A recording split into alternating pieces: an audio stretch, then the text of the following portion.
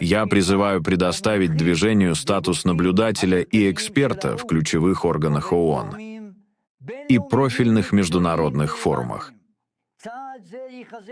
Это усилит их способность доносить критически важную информацию для международной общественности непосредственно лицам, принимающим решения, и будет способствовать укреплению глобальной экосистемы безопасности.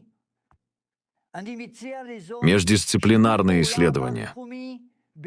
Предлагаю инициировать междисциплинарное взаимодействие на международном уровне с целью углубленного анализа научных данных и прогнозов, представляемых исследователями АЛЛАТРА, что может создать условия для интеграции наиболее перспективных разработок в международную практику кризисного реагирования.